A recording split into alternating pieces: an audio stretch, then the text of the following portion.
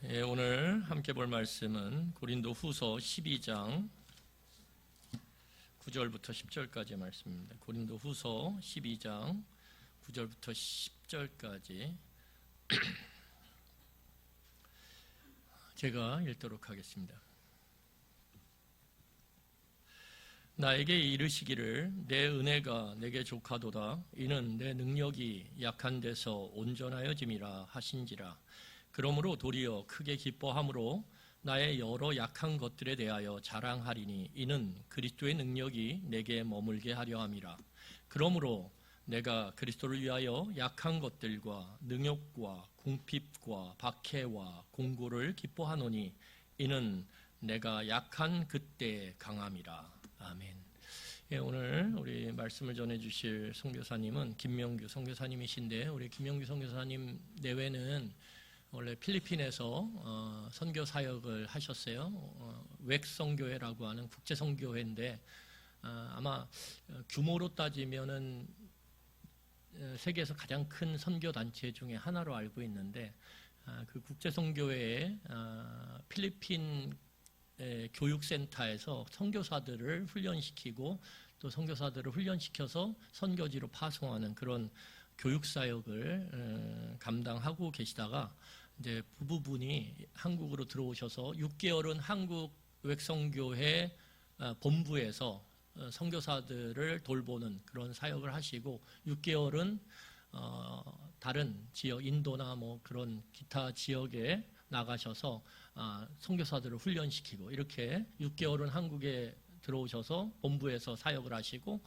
6개월은 나가서 이렇게 사역하시고, 그렇게 사역의 방향이 바뀌셨습니다. 그래서 지금 이제 들어오셔서 지난번에 방문하셨는데 그때 설교 부탁을 드렸어요. 그래서 이제 이번에 설교를 하시게 됐고, 예, 앞으로 저희 교회와 좋은 모습으로 함께 그렇게 나아갔으면 하는 마음이 있습니다. 우리 선교사님 나오실 때 박수로 환영해 주시면 좋겠습니다. 우리 선교사님 나오시겠습니다.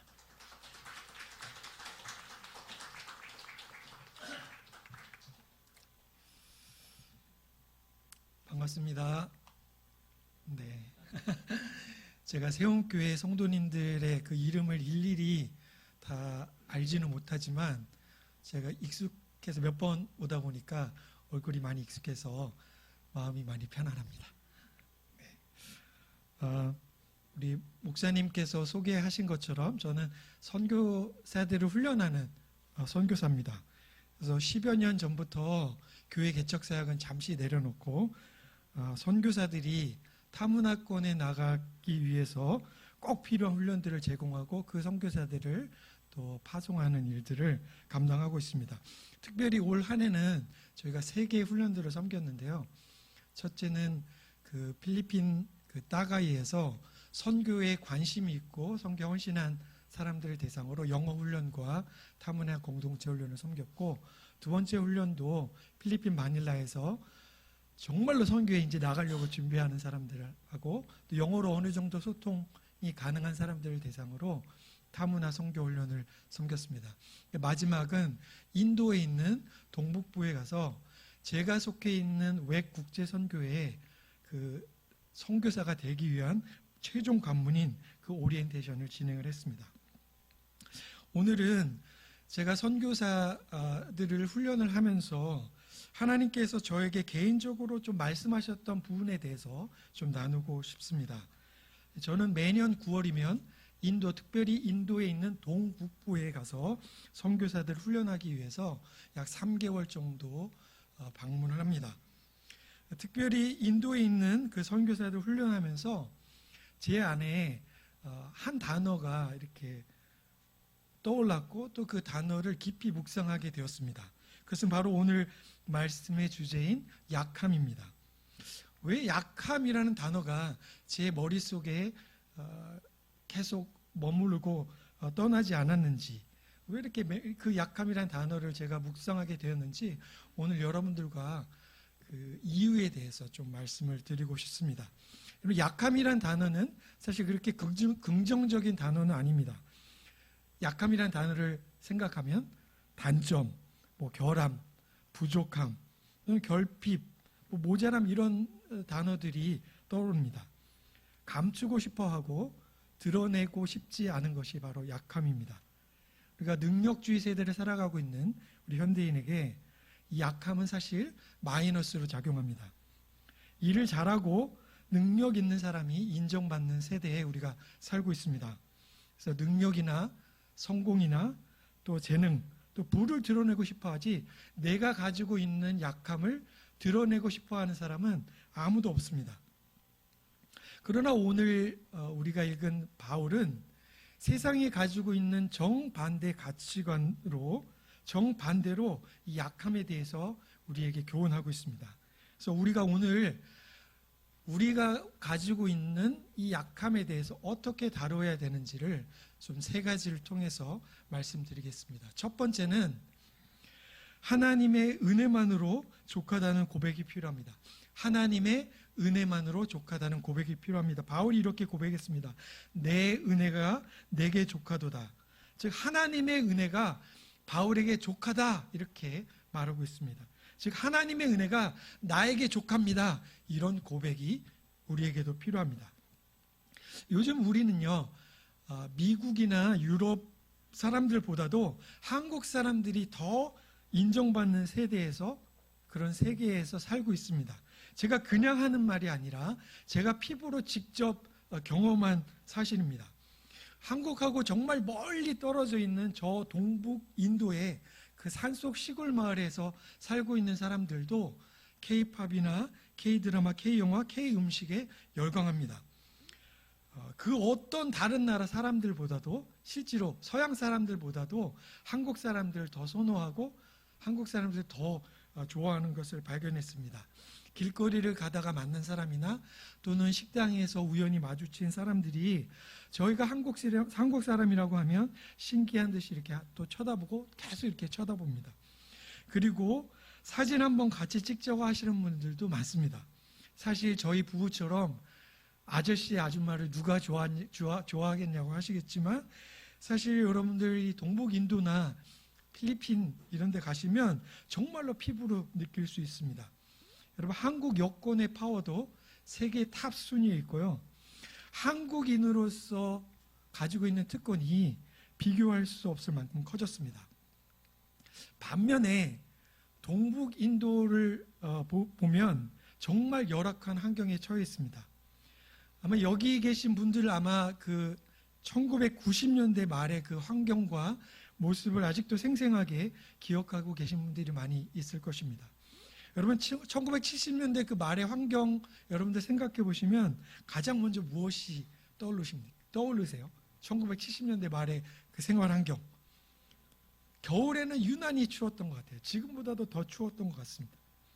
한밤중에 여러분 일어나서 뭐 하셔야 돼요? 연탄 갈아야 되죠. 또 교실에서 여러분들 공부하실 때 석탄난로 가운데 양도시락 올려놔서 데웠던 일들도 생각나시고 악취나는 하수시설도 있었고 여름에는 사실 에어컨 없이도 사실 잘 지냈습니다. 한 달에도 몇 번씩 있었던 정전 사태들이 있었습니다. 그런데 지금의 그 동북 인도의 그 모습이 우리나라의 그 1970년대 말의 모습하고도 매우 흡사합니다. 저희가 선교훈련을 진행하고 또 훈련하는 곳은 해발이 1500m 되는 굉장히 이렇게 높은 산속에 위치한 그런 도시입니다. 위도로만 보면 아열대 지방의 날씨여야 되는데 이 도시가 고산지대에 위치하기 때문에 늘 그 날씨가 굉장히 신선하고 아주 좋은 날씨를 유지하고 있습니다. 영국이 인도와 파키스탄, 방글라데시를 식민 지배할 때 영국 사람들이 그 더위를 피해서 그 휴양을 왔던 도시 중에 한 곳이기도 합니다. 그래서 산속에 그 경차가 2대가 간신히 이렇게 지나갈 만큼의 그 좁은 도로를 굽이굽이 지나가면 저희가 훈련시키는 그 장로교회가 나옵니다. 도로가 포장됐다는 것이 무색할 정도로 도로 곳곳이 이렇게 움푹움푹 파여서 차가 20km 이상을 다닐 수가 없습니다. 2차선 도로가 한번 이렇게 막히게 되면 한두 시간은 차에서 기다리는 것이 일상입니다. 그 동북인도에 가시면 각 마을마다 제일 높은 곳에 무엇이 있을까요? 교회당이 세워져 있습니다. 왜냐하면 동북 인도는 우리 예상과는 달리 기독교인들의 비율이 굉장히 높습니다. 아시아에서 두 번째로 큰 교회당이 이 지역에 있기도 합니다. 이 고산 도시에도 여러분 집 밖으로 나가면 어디나 사람들로 북적입니다. 특별히 젊은 사람들이 할 일이 없어서 도로에서 나와서 이렇게 서성거리는 모습들을 많이 발견할 수 있습니다. 젊은이들이 아직도 부모님들과 함께 이렇게 대가족을 이루어서 살고 있습니다. 마을에서 부모님을 도와서 농사짓는 젊은이들도 상당수입니다. 이렇게 생각할 수 있어요. 젊은이들이 그 시골에서 뭐 하고 있겠냐 하시지만 사실 도시에 나가서 노동을 하는데도 월급이 20만 원, 30만 원밖에 되지 않아서 그 돈으로 도시에서 생활하는 것이 사실은 녹록한 일이 아닙니다. 또한 노동의 강도도 상상할 수 없을 만큼 고되기 때문에 어쩔 수 없이 가족들과 함께 부모님의 생계를 돕거나 농사를 짓는 젊은이들이 많습니다. 그래서 미래에 대해서 꿈과 비전이 없으니까 밖에 나가서 쉽게 알코올에 노출되고 마약에 노출이 됩니다. 여러분 인도를 생각하시면 요즘 그 TV에 그 여행 그 프로그램도 많으셔서 인도 생각하면 가장 먼저 떠오르는 것이 소들이 길거리에서 막 차들과 함께 돌아다니고 거리들이 지저분하고 이런 것들이 먼저 떠오르지 않습니까? 근데 동북 인도는 힌두교가 주종교가 아니라 기독교가 주종교입니다. 그래서 소도 잡아먹고 돼지도 잡아먹고 그래서 뭐 없는 고기가 없습니다. 사람들이 산에 나가서 사냥을 또 자주 하기 때문에 야생동물 하도 많이 잡아먹어서 야생동물이 현저히 줄어들게 되었습니다. 경제적으로도 동북 인도의 그 1인당 GDP가 2,000달러가 채 되지 않습니다. 그래서 여전히 먹고 사는 문제가 가족들에게는 가장 큰 문제입니다. 이번에 저희 훈련에 그 참석한 한 형제는 그 집에서 키우는 그 돼지들을 팔아서 이제 신학을 공부할 때 그 학비를 대기도 하고 저희 이번에 선교 훈련을 참석할 때 그 선교 훈련비도 충당을 했습니다. 그래서 학비를 내야 할 때마다 그 엄마에게 하는 말이 있습니다. 엄마, 집에 돼지 몇 마리 남았어? 그래서 어머니는 자신이 살아있는 동안 자기의 아들이 선교지에 나가서 선교사가 되는 모습을 간절히 원하고 계십니다. 그래서 오늘도 그 아들을 위해서 날마다 기도하고 계십니다. 한 형제는 신학교에서 식사 배식을 할 때마다 그 신학교가 늘 재정적으로 어렵기 때문에 이 배식을 할 때 이제 밥에다가 이제 물을 부어갖고 끓여서 이렇게 배식을 했습니다. 그러면 학생들이 맨 마지막 줄에 이렇게 줄을 서서 받으려고 했습니다. 왜냐하면 이렇게 배식을 하다 보면 이제 국물은 이제 먼저 다 배식을 하고 마지막에 남은 밥들이 많이 있기 때문에 더 많은 밥을 먹기 위해서 마지막 줄에 서려고 했습니다. 그러니까 이 지역은 여전히 빈곤과 힘겹게 싸우고 있는 중입니다. 하나님의 은혜는 한국 사람에게나 인도 사람에게나 똑같습니다. 하나님은 잘 사는 사람들에게 더 큰 은혜를 주시고 또 가난한 인도 사람들에게는 적은 은혜를 주신 것이 아닙니다. 하나님이 우리를 구원하시는 그 하나님의 사랑의 깊이와 넓이와 높이는 어느 누구에게나 동일하고 충분합니다. 그러나 어떻게 이 가난한 사람들이, 특별히 그 가난한 동북 인도 사람들이 하나님의 은혜만으로 족하다고 고백할 수 있을까요? 잘 사는 우리는, 한국에 사는 우리는 혹시나 그렇게 고백할 수 있을 것 같아요. 하나님의 은혜만으로 족합니다. 그러나 다른 사람들과 비교해서 가진 것도 없고 잘난 것도 없고 아무것도 없는 그 사람들이 어떻게 하나님의 은혜만으로 족합니다, 이렇게 고백할 수 있을까요? 여러분, 그 이유가 바로 두 번째에 있습니다. 두 번째는 약하기 때문에 온전하여집니다. 바울이 이렇게 말합니다. 내 능력이 약한 데서 온전하여짐이라.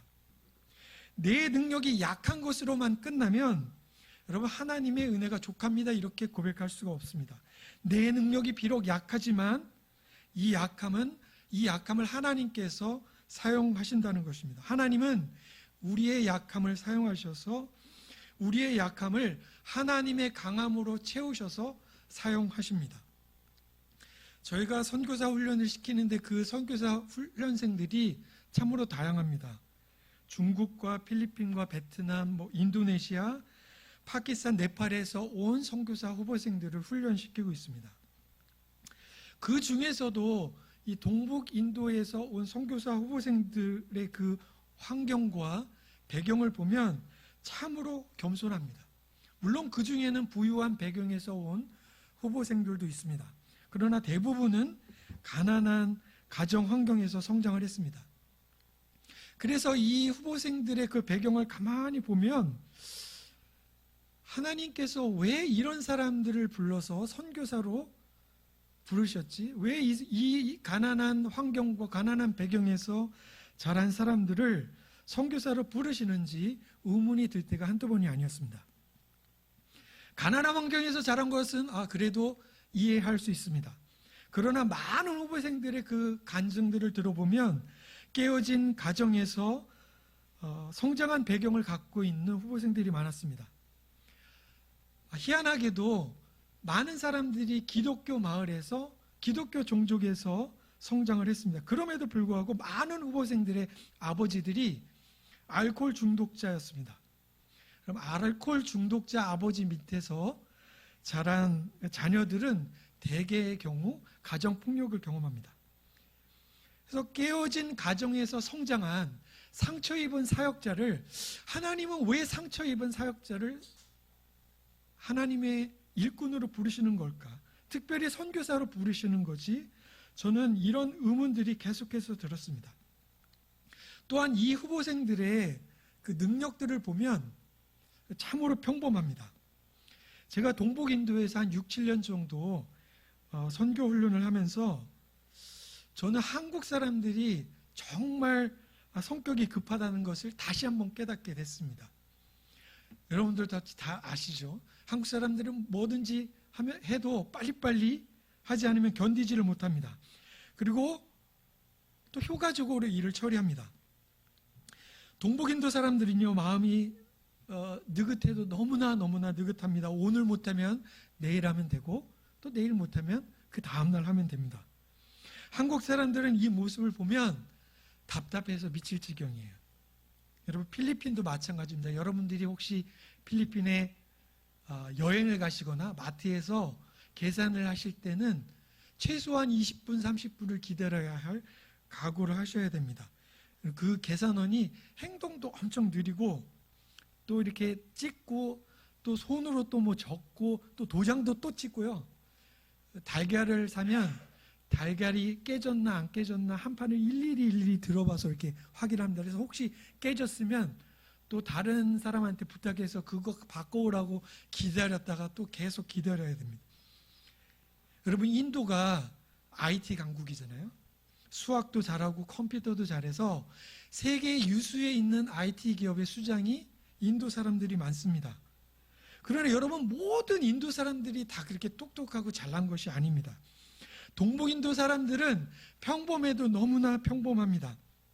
한국 사람들은 하나를 가르쳐주면 요령과 진취성이 너무나 강해서 두세 개의 방법들을 만들어내고 또 그것들을 시도합니다. 그러나 동북인도 사람들은 하나를 가르쳐주면 가르쳐준 대로만 그대로 따라해도 정말로 감사한 일입니다. 그래서 한국 사람들의 시각에서 봤을 때는 동북인도 사람들이 너무나도 평범하고 부족한 사람들입니다. 근데 우리가 이분들의 환경과 문화를 잘 이해하지 못하면 이분들이 왜 그렇게 행동하는지 사실은 이해하기가 쉽지가 않습니다. 인도에만 해도 수천여 개의 종족들이 살고 있어요. 근데 이 동북 인도에는 약 200여 개의 종족들이 살고 있습니다. 물론 이 200여 개의 종족들이 다 기독교인은 아닙니다. 그 중에는 힌두교도인들도 있고 또 어느 마을에 가면 토속 신앙을 믿고 있는 그런 종족들도 많습니다. 100여년 전만 해도 대부분의 종족들이 헤드헌터였어요. 헤드헌터는 뭐냐면 이 적대 종족의 그 머리를 그 전쟁의 기념으로 그 마을 입구에다가 다 이렇게 걸어놓는 그런 종족들이었습니다. 아주 미개한 종족들이었습니다. 이 중에 그 곤약이라는 한 종족이 있는데 인구가 약 38만 명이 됩니다. 이 종족 안에만 38만 명인데 이 종족 안에만 언어가 38개가 있습니다. 그래서 대략 10,000명 단위로 언어가 달라요. 그래서 이 마을에서 저 마을 가면 언어가 통하지 않아서 소통을 할 수가 없습니다. 여러분, 기독교 마을의 경우 마을의 한 중심에 교회가 세워져 있습니다. 그래서 교회를 떠나서는 결혼도 장례도 마을에 있는 어떤 행사들도 또 집안의 행사들도 이루어질 수가 없습니다. 그래서 대부분 마을 사람들이 교회를 중심으로 일을 하고 교회를 중심으로 모든 것이 이루어져 있습니다. 이분들에게 있어서 사실 교회 개척이라는 것은 아주 생소한 개념입니다. 그래서 이런 환경에서 자란 젊은이들이 이제 복음이 한 번도 들어가지 않은 미전도 종족에 가서 교회를 개척하고자 합니다. 그리고 자신의 삶을 선교사로 헌신을 했습니다. 그런데 이 젊은이들이 인생의 경험이 너무나도 한정적인 거예요. 바깥 세상에 대해서 너무나도 무지한 것입니다. 한 번도 다른 지역에 여행해보지 않은 그런 선교사 후보생들이 참으로 많습니다. 많은 사람들이 착각하는 것이 있습니다. 사람들이 생각하기를 하나님은 특별한 사람을 선교사로 부르신다 이렇게 믿고 있습니다. 또는 선교사를 부르시면 참 특별하다 이렇게 생각합니다. 그래서 선교사 후보생들에게 물어봐도 똑같이 이야기합니다. 선교사로 어떻게 부르심을 받았느냐 이렇게 물어보면 자신이 가지고 있었던 특별한 경험들을 이렇게 간증합니다. 뭐 꿈을 꾸었다든지 아니면 예언을 하는 사람이 와가지고 선교사가 되합니다 이렇게 예언을 받았다든지 뭔가 영적이고 신비한 체험을 해서 나온 것들을 부르심이다 이렇게 믿고 있습니다. 하나님은 선진국에 온 사람들만 선교사로 부르시지 않습니다. 하나님은 인도와 필리핀과 파키스탄 같은 가난한 나라에서 온 사람들, 우리 기준으로 생각하면 너무나도 약한 능력을 가지고 있는 사람들 또한 하나님 나라의 일꾼으로 부르십니다. 제가 깨달은 중요한 사실 가운데 하나는 선교사는 태어나는 것이 아니라 만들어진다는 것입니다. 선교에 부르심은 어느 누구 특정한 사람에게만 있는 것이 아니라 순종하는 사람에게 주어진다는 것입니다. 하나님께서는 순종하는 만큼 그 사람을 사용하십니다. 누가 선교사를 만들어낼까요? 누가 선교사를 훈련할까요? 저희 같이 선교사를 훈련하는 사람들이 선교사를 만들어낼까요? 아닙니다. 선교사는 바로 순종하는 자 스스로가 만들어가는 것입니다. 여러분, 동북인도 선교사들과 우리 한국 사람들을 이렇게 비교해 보면 그들은 정말로 보잘것없고 가진 것도 없고 평범하고 정말 약한 사람들입니다. 제가 하는 일 중에 가장 중요한 일 중에 하나는 이 후보생들을 잘 관찰하고 또 평가하고 또 인터뷰하는 일입니다. 이 후보생이 정말로 선교사 후보생으로 또 부르심이 있는지 또 준비가 되어 있는지 판단하는 일입니다. 그런데 만약에 하나님께서 그 세상의 기준으로 하나님의 사람들을 부르신다면 여러분 어떻게 될까요? 만약에 하나님이 높은 기준의 잣대로 세상의 기준의 잣대로 여러분들을 평가해서 여러분들에게 일들을 맡기신다면 여러분들은 그 기준에 통과할 것이라고 생각하십니까? 하나님이 우리를 부르실 때는 기준이 없습니다. 우리의 모습 그대로, 우리가 약하면 약한 그대로, 우리가 연약하면 연약한 그대로 우리를 그대로 부르시고 우리를 그대로 사용하십니다. 우리가 약한 이유는 바울이 이렇게 얘기합니다. 우리가 약한 이유는 그리스도의 능력이 우리 안에 머물게 하시기 때문이라고 말합니다. 그리스도의 능력이 우리 안에 머물게 하시기 때문이라고 말입니다. 우리의 능력이 10%밖에 안 돼요. 그런데 하나님께서 우리의 능력을 100%로 만드셔서 우리를 사용하시는 것이 아닙니다.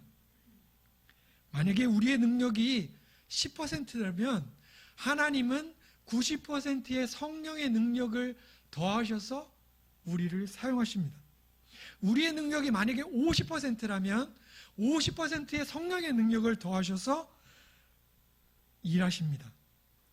그러므로 우리의 능력이 약하면 약할수록 어떻게 될까요? 하나님의 능력이 더 드러날 수밖에 없습니다. 여러분, 우리의 능력이 강해지는 것이 아닙니다. 우리의 능력을 극복하는 것이 아닙니다. 우리의 약함에 하나님의 강함이 더해져서 하나님은 우리를 사용하시고 일하시는 것입니다. 여러분, 결핍과 약함과 가난이 항상 또 그렇게 나쁜 것만은 아닙니다. 결핍이 사람을 겸손하게 하고 하나님을 또 의지하게 하고 또 꿈을 꾸게 합니다. 동북인도 선교사들은 가난한 환경에서 깨어짐 속에서 연약함 속에서 자신의 삶을 헌신했습니다. 경험을 결핍했던 사람이 결핍한 사람의 마음을 이해할 수 있습니다.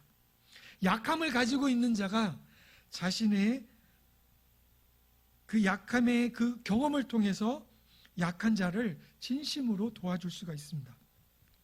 제가 갖고 있는 기준으로는요, 알코올 중독에 빠졌던 사람, 마약을 경험했던 사람, 아니면 자기 몸에 문신 있는 사람, 이런 사람이 선교사가 되는 것은 사실 상상할 수조차 없었습니다.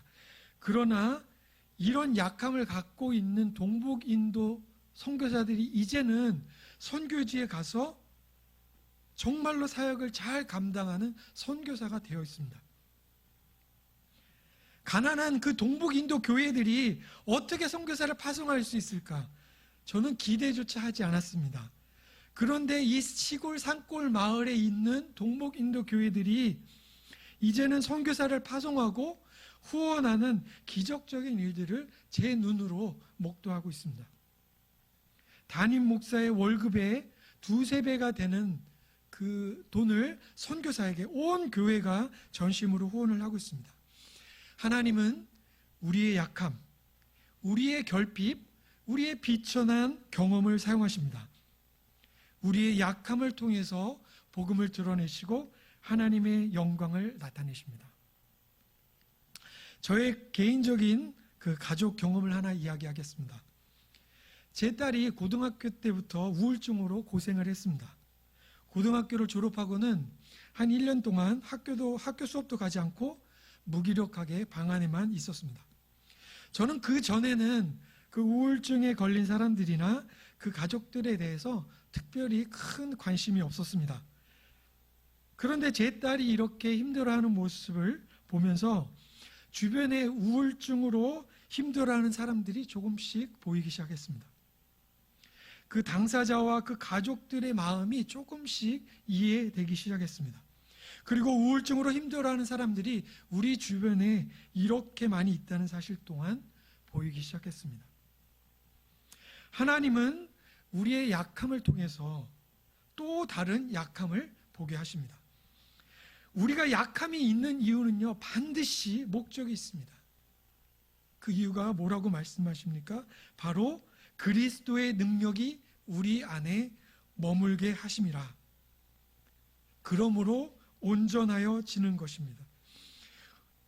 그리스도의 능력이 우리 안에 머물겠다는 것은, 그래서 온전하여진다는 것은 우리가 온전하여진다는 말이 아닙니다. 우리가 그 약함 때문에 우리가 성장한다는 말이 아닙니다. 그 약함 때문에 그리스도의 능력이 드러나게 되고 하나님 나라가 온전하여진다는 말입니다. 셋째는 약함을 자랑하라는 것입니다. 약함을 자랑하라는 것입니다. 바울이 말하기를 그러므로 도리어 크게 기뻐함으로 나의 여러 약한 것들에 대하여 자랑하리니라고 고백합니다. 크게 기뻐함으로 나의 여러 약함에 대해서 자랑하리니라고 바울이 고백합니다. 이번 선교사 훈련을 받은 후보생 중에 한 명이 한 토속 신앙을 가지고 있는 그 마을에서 성장을 했습니다. 이 마을에는 원래는 기독교인이 한 명도 없는 그런 마을이었습니다. 그런데 다른 종족에 있는 한 전도자가 수년 동안을 2-3시간 거리가 되는 그 거리를 자전거를 타고 와서 복음을 전하기 시작했습니다. 그러던 중에 2011년도에 마을 사람 중에 7가정이 한꺼번에 예수님을 믿는 놀라운 일이 있게 됐습니다. 그 중에 이 형제의 아버지도 있었습니다. 그래서 예수님을 믿게 된 후에 마을 사람들이 이 가정들을 핍박하고 따돌리기 시작했습니다. 예수님을 믿고 난 한 1년 후에 아버지가 산속에서 실종되는 일이 발생했습니다. 알아보니까 마을 사람들에 의해서 모르게 살해되고 또 시체를 처리한 그런 정황들이 확실했는데 어영부영 사건이 묻히고 말았습니다. 아버지의 이 죽음에도 불구하고 그 당시에 청소년이었던 이 형제는 믿음의 길을 걷게 됐습니다. 그리고 신학을 공부하게 됐고 이제는 선교사로 자신의 삶을 헌신하게 되었습니다. 그래서 스리랑카에 가서 제자를 삼고 교회를 개척하려고 준비 중에 있습니다. 이 형제는 자신의 약함을 간증하고 있습니다. 그리고 하나님께서는 이 형제가 가지고 있는 약함을 들어서 사용하고 계십니다. 저는 선교사역을 약 20여 년 동안 하면서 나름대로 다른 문화나 그 민족들에 대해서 이해하고 또 편견 없이 사람들을 대한다 이렇게 생각을 해왔습니다. 중국에서 사역을 할 때는 중국 사람들에 대해서, 또 태국에서 사역할 때는 또 태국 사람들, 또 중국 사람들에 대해서, 또 필리핀에 있을 때는 필리핀 문화를 존중하고 사람들을 대하려고 최선을 다했습니다. 혹시나 다른 사람들이 중국 사람들에 대해서 막 무시하고 손가락질할 때로 나름대로 합당한 이유를 대가면서 중국 사람들을 옹호하기도 했습니다. 그러나 인도에 자주 방문하다 보니까 인도는 저희 한국과는 너무나도 다른 그런 문화를 가지고 있습니다. 여러분 혹시 인도 카레 좋아하시나요? 가끔 혹시 인도 식당 가셔서 카레를 드셔보신 적이 있으실 것입니다. 근데 인도 카레가 아무리 맛있어도 3개월 내내 카레만 먹으면 나중에는 쳐다보기도 싫어집니다. 여러분 잘 알다시피 인도 사람들 오른손으로 밥을 먹고 왼손으로는 물로 변을 처리합니다. 그래서 인도인들이 생각할 때 숟가락, 젓가락은 오히려 더 비위생적이라고 생각합니다. 왜냐하면 남들이 한번 사용했던 것이기 때문입니다. 손은 씻기만 하면 깨끗하고 내 것이기 때문에 숟가락, 젓가락보다 훨씬 깨끗하다고 생각합니다. 여러분 혹시 주변에 있는 사람들이 혹시 인도 사람이나 다른 파키스탄 사람들, 다른 사람들이 손으로 밥 먹는 것을 직접 이렇게 보신 적이 있으신지 모르겠습니다. 실제로 여러분 옆에서 밥을 함께 먹으면 한국 사람들은 밥맛이 확 떨어집니다. 왜냐하면 손이 계속 입으로 들락날락거리고 이 손으로 카레하고 밥을 주물럭주물럭 해갖고 딱 뭉쳐가지고 이 엄지손가락으로 이렇게 탁 손을 집어넣는 걸 보면 정말로 밥맛이 떨어집니다. 근데 여러분 문화가 여러분 다른 것 뿐이잖아요. 근데 그것을 정상적인 것으로 받아들이고 아무 문제가 없다 이렇게 생각하기까지는 정말로 큰 산을 넘는 것과도 같습니다. 여러분 한국 사람들은 유난히 피부 색깔에 민감합니다. 하얀 피부를 무조건 선호하죠. 그래서 어쩌면 우리가 서양 사람들을 더 선호하는지도 모르겠습니다. 이 동북 인도인들은요, 그 본토 인도인들하고 좀 생김새가 조금 다릅니다. 이 동북 아시아인들, 중국 일부 한국 사람 같이 생기기도 했고, 또 동남아인들처럼 또 생기기도 했습니다. 이 생김새는 비슷하지만 이 피부는 여전히 까무잡잡한 편입니다. 여러분 피부가 좀 까마면 우리 안에 편견이 있습니다. 그래서 피부가 까마면 못 사는 나라에서 온 사람, 또 교육 수준이 낮은 사람, 또 노동하는 사람으로 이렇게 생각합니다. 근데 동북 인도에 가면요, 교수님도 피부가 까맣고요, 목사님도 얼굴이 까무잡잡합니다. 그래서 잘 사는 사람이나 또 못 사는 사람이나 여러분 피부에는 귀천이 없어요. 근데 여전히 제 안에 깊숙이 그 피부가 까매면 또 무시하고 또 함부로 하려 하고 또 낮게 보려는 그런 편견이 숨어 있는 것을 발견을 했습니다. 저는 선교사 그 후보생들에게 타 문화에서 어떻게 사역하는지를 가르치는 사람입니다. 그래서 어떻게 다른 문화를 존중해야 되고 그 문화에 적응해야 되고 다른 문화권에서 온 그 선교사들과 한 팀을 이루어서 사역해야 되는지를 가르치는 사람입니다. 여러분 선교사에게 있어서 문화는 매우 매우 중요합니다. 왜냐하면 선교지 문화를 알아야 되고 그 선교지 문화에 녹아들어야 비로소 복음을 전할 수 있기 때문입니다. 근데 대부분의 경우 우리 자신을 보면 우리 자신이 다른 문화에 대해서 다른 민족에 대해서 편견이 있다는 사실조차도 우리가 사실 잘 모릅니다. 여러분 약함을 자랑한다는 것은 또 다른 한편으로 말을 하자면 우리 안에 있는 자부심을 내려놓는다는 것을 말합니다. 다시 말하면 잘난 체하지 않는다는 것입니다. 이런 복음을 전하는 데 있어서 가장 중요한 것은 우리 자부심을 내려놓는 것입니다. 복음에 있어서 가장 큰 방해는 우리 자신이 가지고 있는 우리 마음속에 있는 자부심입니다. 복음은 우리 자신을 드러내는 것이 아니라 예수님을 드러내는 것입니다. 복음은 예수님이 하신 일, 예수님이 우리에게 베푸신 일, 하나님의 사랑, 하나님의 은혜가 드러나는 것입니다. 복음 앞에서 내 자랑, 내 배경, 내가 가진 것이 먼저 나타나게 되면 복음은 가려지게 됩니다. 바울은 자기가 가지고 있는 배경, 지식, 가문, 그 시민권을 자랑하지 않았습니다. 도리어 복음의 방해가 될까봐 하찮은 것으로 여겼습니다. 제가 선교사 후보생들을 훈련시키는 것 중에서 조심하는 것이 한 가지 있습니다. 그것은 바로 이 자부심을 내려놓는 것입니다. 한국인으로서의 자부심, 선배 선교사로서의 자부심, 훈련 리더로서의 자부심, 선진국에서 왔다는 자부심, 문화적인 자부심, 이 모든 것들이 훈련에 있어서 가장 큰 방해가 될 수 있습니다. 자칫하다가는 꼰대 리더의 전형이 될 수가 있습니다.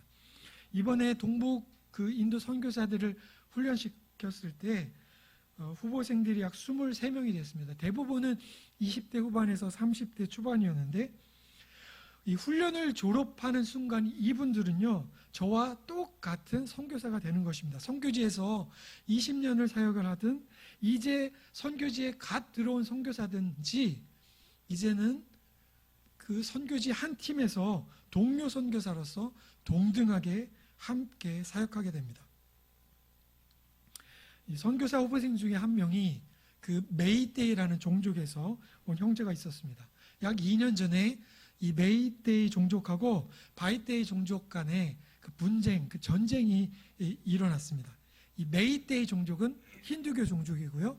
이 바이데이 종족은 기독교 종족입니다. 이게 비슷한데 좀 헷갈리는데 메이데이 종족이 힌두교 종족이고 바이데이 종족은 기독교 종족입니다. 그래서 이 힌두교 종족이 일방적으로 기독교 그 바이데이 마을을 공격해서 그 교회와 집을 불태우고 사람들을 죽이기 시작했습니다. 그래서 이 기독교인 바이데이 종족도 방어적인 차원에서 메이데이 종족을 자신의 그 영역에서 다 내쫓아버리고 서로가 원수가 되었습니다. 그래서 여전히 총을 들고 방어하면서 분쟁이 진행 중에 있습니다. 그래서 수많은 교회들이 불타게 되고 수천의 사람들의 삶의 터전을 잃고 가족을 잃어버리는 비극이 일어났습니다. 근데 이 형제는 힌두교 종족인 메이데이 종족에서 기독교로 개종한 형제였습니다. 근데 아버지가 힌두교 사제를 할 만큼 아주 그 종교에 헌신한 그런 집안 출신이었습니다. 기독교 종족인 이 바이데이가 꾸준히 사실 메이데이 종족에게 가서 복음을 전하고 교회를 개척을 해왔습니다. 이 형제가 어릴 적에 이 삼촌이 먼저 기독교인이 되었습니다. 힌두교 사제였던 아버지가 당연히 자녀들이 교회에 가거나 또는 기독교가 되는 것을 허락할 일이 만무했습니다. 그러나 자녀들이 밖에 나가서 이 마을 친구들하고 막 어울리면 너무나 자연스럽게 알코올이나 또 마약에 쉽게 노출되기 때문에 삼촌이 하는 성경 공부에 참여하도록 허락을 했습니다. 이게 실수였습니다. 그러던 중에 예수님을 믿게 됐고 5 형제 중에 3명이 기독교인이 되었습니다. 그래서 이 형제가 신앙을 하게 되고 다른 힌두교 마을에 가서 복음을 전하고 교회를 개척하던 중에 이런 갈등, 분쟁 사태가 발생되게 되었습니다. 그래서 자신의 집과 교회가 다 불타게 됐고 사역지를 떠나야만 했습니다. 이 메이떼이 종족은 기독교로 자기 그 종족 중에 기독교로 개종한 같은 종족 사람들을 원수인 이 바이떼이 종족하고 동일하게 취급을 했습니다. 왜냐하면 기독교인들에게 매수당해서 바이떼이 자신의 종족을 배반했다고 여겼기 때문입니다. 설상가상으로 이 메이떼이 기독교인들은 바이떼이 종족에게도 버림받았습니다. 같은 기독교인이긴 하지만 자신의 가족들을 죽이고 집을 불태운 동족인 그들과는 한 마을에서 같이 살 수가 없었기 때문입니다. 그래서 어느 종족에게도 환영받지 못했던 이 메이떼이 기독교인들이 떠돌이 신세가 되어버렸습니다. 이 형제는 그 와중에도 선교사로 헌신해서 이제 인도 본토에 들어가서 힌두교들에게 복음을 전하고 교회를 개척하고자 합니다. 이 형제가 말하기를 힌두교 메이떼이 종족이 교회당을 불태우고 파괴는 했지만 진짜 교회인 신자는 불태우지 못했다라고 이렇게 고백을 했습니다. 근데 문제는 이 형제가 이제 앞으로 들어가서 함께 사역해야 될 그 팀에 이 바이떼이 종족이 같이 있는 거예요. 이제 한 팀에 들어가게 되면 매일매일 같이 기도하고 전도하고 해야 하는데 자기 가족에게 피해를 입힌 그 원수인 그 종족 그 출신 사역자와 매일 함께 한다는 것이 사실은 쉬운 일이 아닙니다. 어떻게 해야 될까요? 서로를 이해하고 상처를 싸매주고 용서해야만 함께 같이 사역을 할 수가 있습니다. 서로의 연약함을 서로 품어주고 이해하고 용서해야만 함께 사역할 수가 있습니다. 여러분, 무엇이 우리가 서로의 약함을 감싸고 용서하게 만듭니까? 무엇이 우리를 이렇게 만들 수 있을까요? 바로 복음 때문에 그렇습니다. 예수님께서 우리에게 베푸신 희생과 사랑 때문에 가능한 일입니다. 여러분, 복음이 없었다면 우리가 어떻게 우리의 서로의 약함을 감싸고 우리가 어떻게 서로를 포용하고 서로를 용서할 수 있겠습니까? 분쟁으로 원수가 되었던 이 종족들이 여러분 한 팀에서 사역하는 모습을 여러분 상상해 보세요. 여러분 주변에 있는 힌두교인들이 이분들을 볼 때에 이 사람들은 정말 다르구나. 진짜 그리스도인이구나. 이 사람들이 진짜 교회구나. 라고 여기게 될 것입니다. 여러분, 복음이 바로 우리의 약함을 자랑하게 만듭니다. 복음은 우리의 약함을 자랑하게 합니다. 여러분, 바울이 자랑하는 자랑거리는 이런 것이었습니다. 약한 것들과 능욕과 궁핍과 박해와 곤고였습니다. 바로 그리스도를 위해서 당해야 했던 것이 바로 약함이라고 고백합니다. 저는 여기 계신 성도님들이 어떤 약함과 결핍과 또 고통과 궁핍과 곤고 가운데 계시는지 사실 잘 알지 못합니다. 그러나 제가 알고 있는 사실 한 가지는 우리 모두는 예수 그리스도 때문에 또 예수 그리스도의 복음 때문에 우리의 약함을 짊어지고 가야 하는 그리스도인이라는 사실입니다. 여러분, 우리의 약함에도 불구하고 하나님의 은혜가 내게 족합니다. 여러분, 이렇게 고백할 수 있으시겠습니까? 나에게 이런 약함을 허락하신 이유는 하나님께서 나를 사용하시려는 목적이 있구나. 이것이 바로 하나님의 계획이구나. 여러분, 이렇게 고백할 수 있으시겠습니까? 나는 그리스도 때문에 복음 때문에 당한 이 약함을 기뻐함으로 자랑하겠습니다. 여러분, 이렇게 고백할 수 있으시겠습니까? 하나님은 우리의 약함을 통해서 하나님 한 분만 영광 받으시기를 원하십니다. 하나님, 우리의 약함을 통해서 하나님 한 분, 그분의 강함만이 드러나기를 원하고 계십니다.